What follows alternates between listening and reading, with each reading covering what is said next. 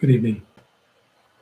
I'm changing format a little bit today in that I'm trying a live stream. I think it might be better for me. I'm not sure, so I'll give it a go and we'll see what happens.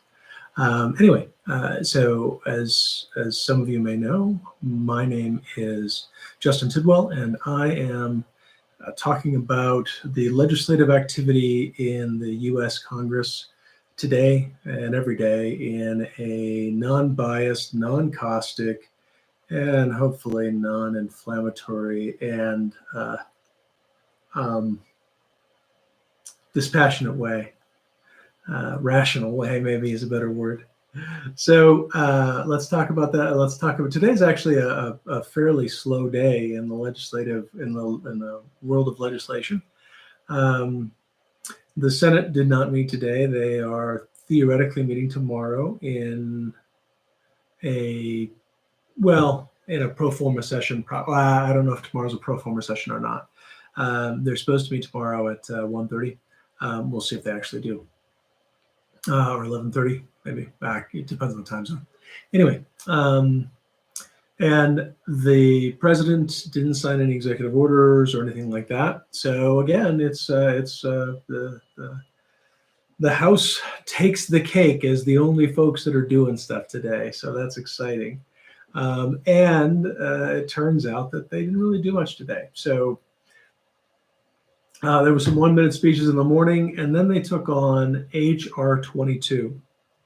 Now, H.R. 22, the title is to prohibit the Secretary of Energy from sending petroleum products from the Strategic Petroleum Reserve to China and for other purposes. They tend to attack the and for other purposes on a lot of legislation. I'm not really sure why, because most of the time the legislation is pretty specific to what they're talking about, but whatever floats their boat, I guess. Anyway,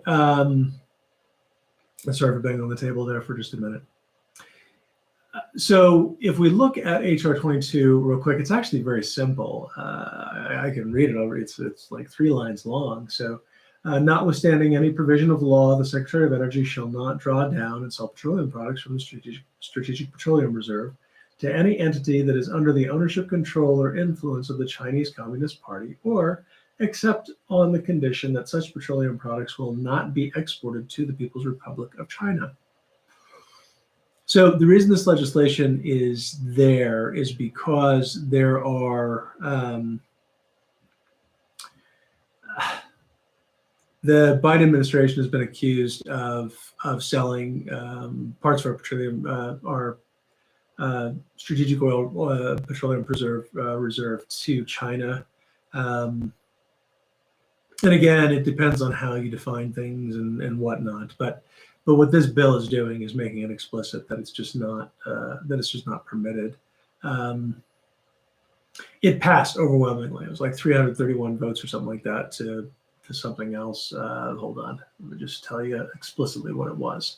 It was, and again, you can look at all this stuff on live.house.gov. It's all right there. Yeah, 331.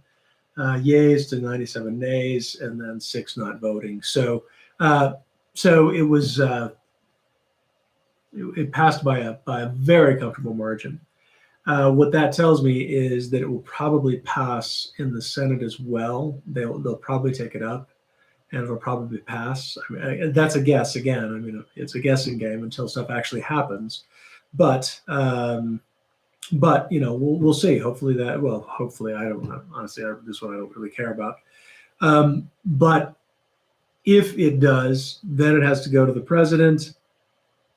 I have no clue whether the president would sign this or not. So that was legislative action for today. So very exciting, thrilling, in fact. There are items historically I have forgotten to talk about stuff that's coming up, and in the Senate I really don't have a good sense as to what is coming up.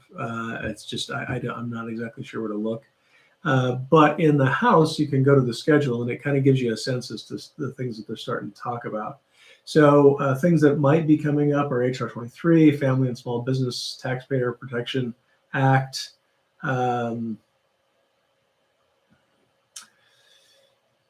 HR 27, prosecutors need to prosecute acts. H. Con Res 5, expressing support for the nation's law enforcement agencies and condemning any effort to defund or dismantle law enforcement agencies. HR 21, Strategic Petroleum Response Act. HR 29, Border Safety and Security Act. HR 28, Illegal Alien NICS Alert Act. And then HR 7, No Taxpayer Funding for Abortion and Abortion Insurance Full Disclosure Act of 20. Well, that one actually kind of surprises me. Now, the list that I just read off isn't stuff that actually will happen, it's stuff that could happen. And stuff that's not on this list could happen too, but this is kind of a good way to get a sense as to what may happen, which is the best we can do.